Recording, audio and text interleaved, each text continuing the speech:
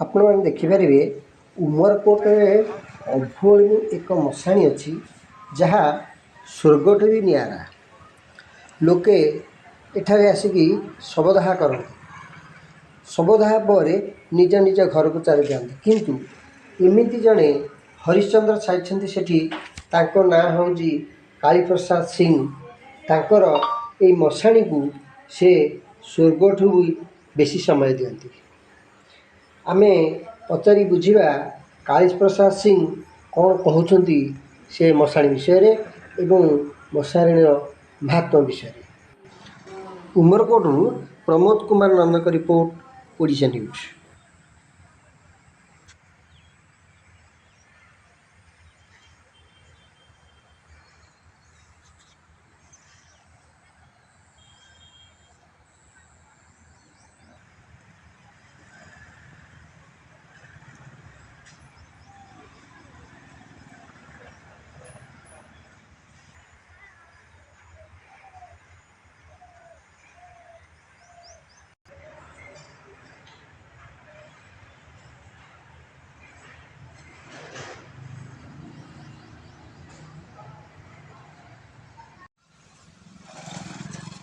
ପଚାରିବାକୁ ଚାହୁଁଥିଲେ କି?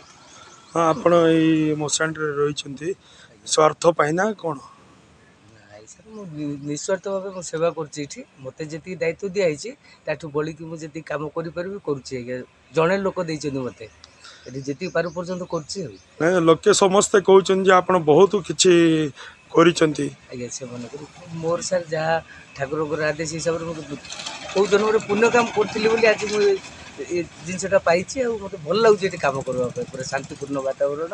ଆଉ ଏଠି କେହି ଡିଷ୍ଟର୍ବାନ୍ସ କରିବା ଲୋକ ନୁହଁ। ମୁଁ ଯେତିକି ପାରୁ ପର୍ଯ୍ୟନ୍ତ ଆଜ୍ଞା ସମୟ ଦେଇକି ଏଠି କରୁଛି। ପୌର ପରିଷଦ ଥ୍ରୁରୁ କ'ଣ କହିବାକୁ ଆଜ୍ଞା ଚାହୁଁଛନ୍ତି?